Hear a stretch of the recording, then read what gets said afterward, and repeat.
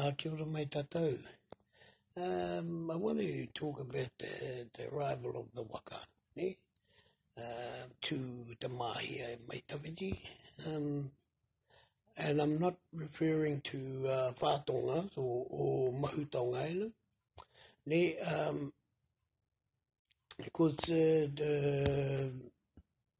of my understanding, the first waka, there were two of them, the two waka were Kurahaupo, and of course, when it went to Taranaki, Aotea, Kurahaupo Aotea, ko te rangatira o te Kurahaupo, anā ko Popoto, ko te rangatira o Aotea, ko te pō, ko te pō.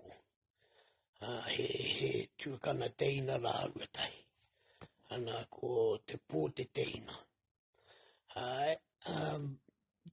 Tairawa mai rātau, e ki ana te kōrero I hara mai rāwatahi mai hohonu from the deep.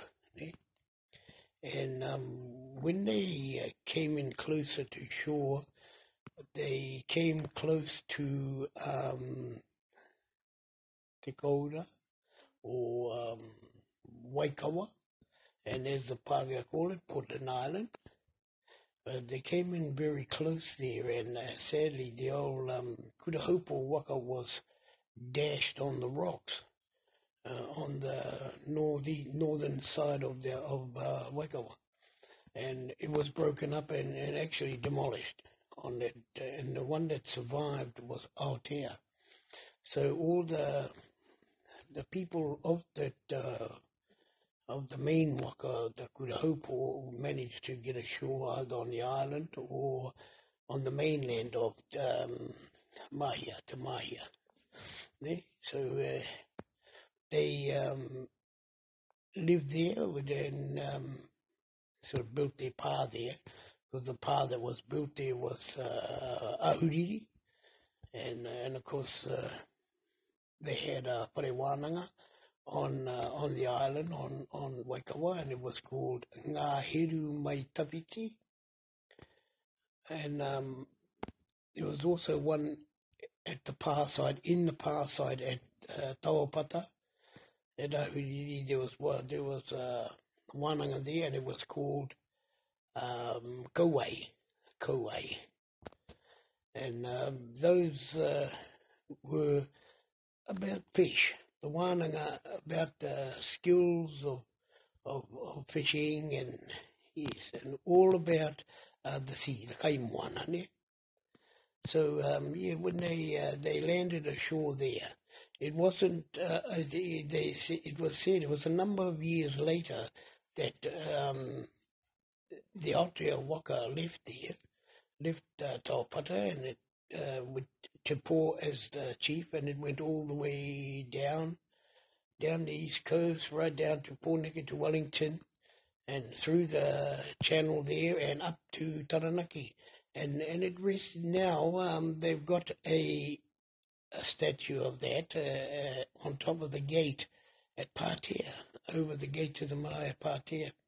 And so that's where the Aotea people ended up there. And because they were part Kurahaupo too, because it was said that when the Aotea left Te Mahia to go on its travels, it was called Kurahaupo Tuarua.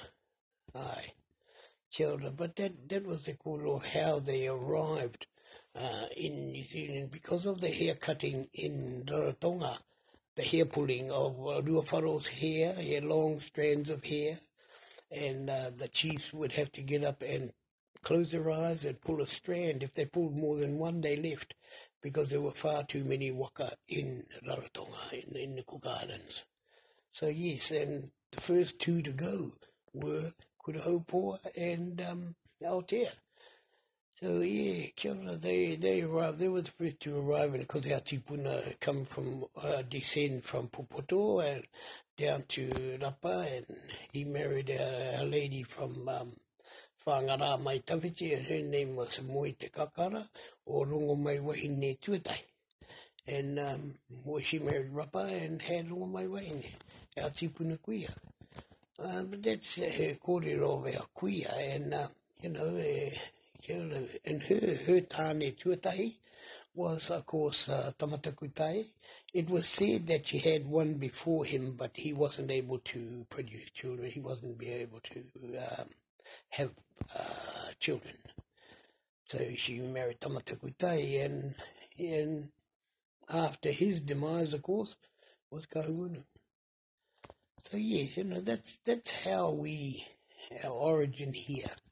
Of course, there were a lot of other influences in the past too, like, but we will get to those. And kia ora, just a quick reference to our tipuna ne. Kia ora mai.